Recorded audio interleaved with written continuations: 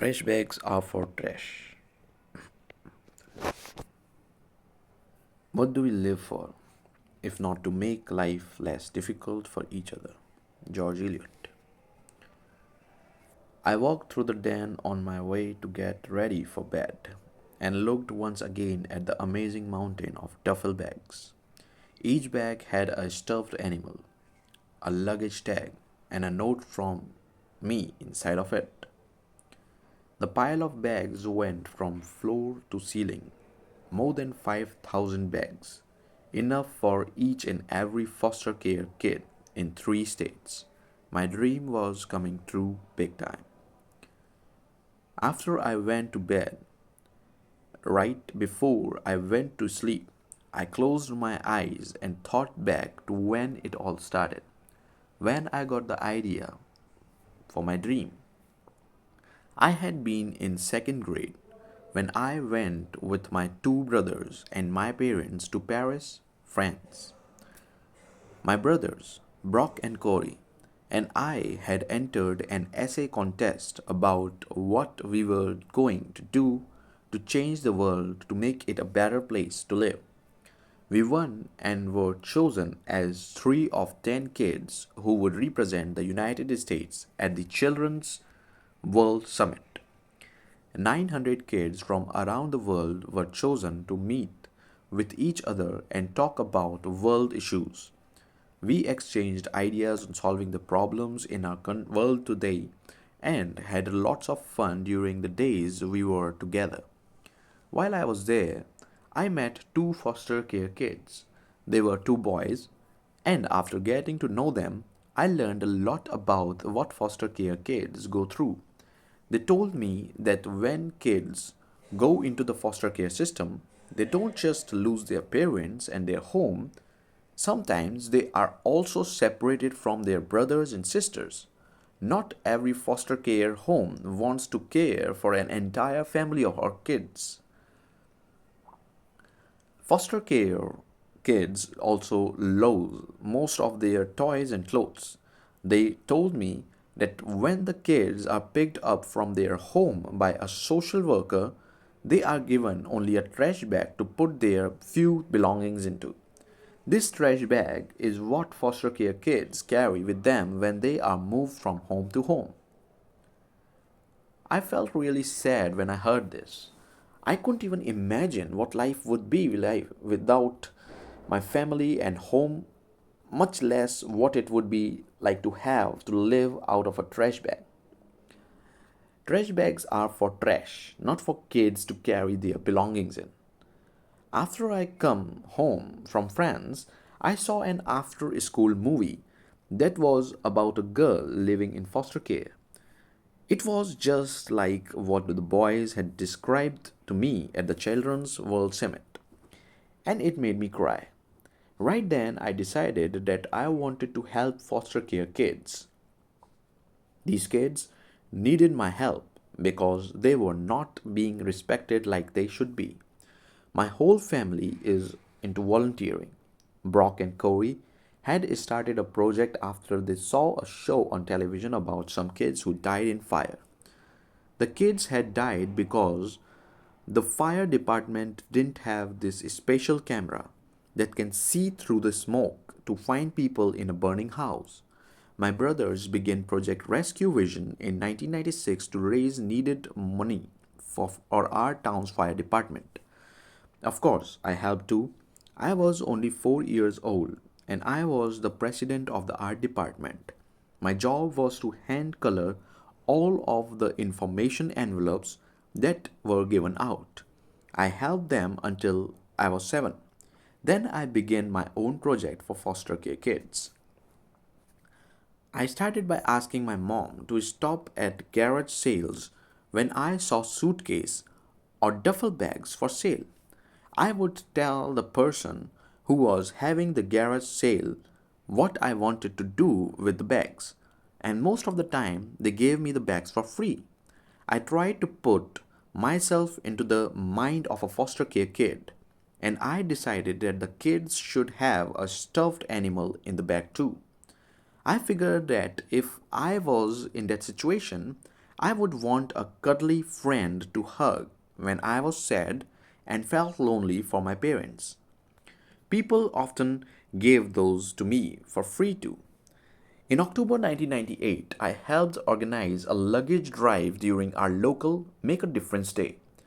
Some Congress people and senators showed up to give their support, and I came up with that idea for everyone to get their hand painted and then put their handprint on a big banner to show that they had made a difference that day. I got all these kids to help paint people's hands.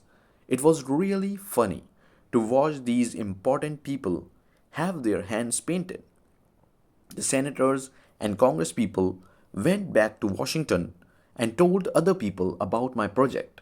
And then a company named Freddie Mac set up a grant for me and donated $15,000. I am the youngest person they have ever granted money to. Because of this grant, I had a story about my project and me on the cover of the Washington Post. Then the most amazing thing happened. President and Miss Clinton read about me and wanted to meet me. I was really excited. They were so nice, and I gave the president one of my bags with a beanie baby in it to give to any foster kid that he may meet. A few days later, he sent some bags to me from his own collection to give to foster care kids, so I did. My project really started growing because of all the media attention. Radio stations called me for interviews about what I was doing, and some TV shows had me on.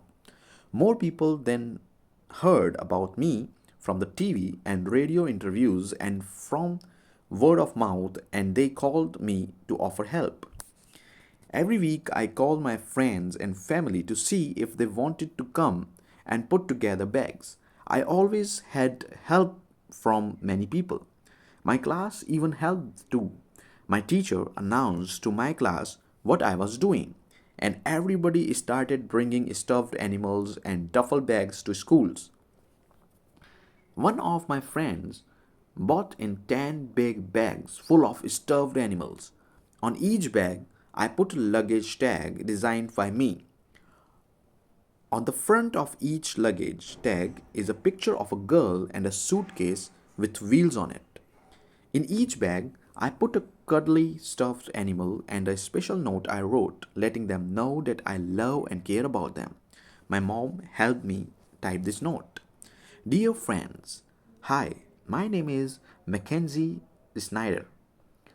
I am 9 years old and I am in the third grade. I collect suitcases and duffel bags as an act of kindness for those who are in need of them. God told me you could use a duffel bag and a cuddly friend, so I send this with love to you. I want you to always know that you are loved, special, and never give up. Love you, friend. Love your friend, Mackenzie Snyder. After the bags are stuffed, I call social workers to tell them they can come and pick up the bags to hand out to the foster care kids.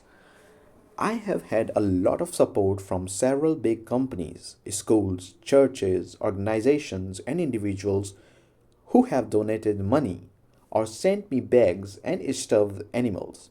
I have even begun I have even been on the Rosie O'Donnell show. Several thousand bags have been sent out so far, and right now I have 5,000 more ready to go, sitting in my den. Those bags will go to the kids in Maryland, Washington, D.C., and Virginia. I have had a lot of help from a lot of people, but most importantly from my parents and my brothers. My brother, Brock, came up with a name for my project. He said I should call it Children to Children, since it was all about kids knowing what other kids want and helping them get it. My brothers have also given me good advice about always sending thank you notes and to people who help me. They told me I had to work hard, called tons of people, and to never give up, and I haven't. I know that this is just the beginning. There are 530,000 foster care kids in United States. My dream is for all the foster care kids in the entire United States to receive a duffel bag and a cuddly friend. I know it can be done if everyone helps out. It is a lot of work, but I never get tired of it. I remember the girl in the movie that I saw. If she had been given one of my duffel bags, she would have known that someone out there cared about what happened to her. I don't want any kid anywhere to go through what she or the two boys did. Kid to kid, children to children. That's what it's all about.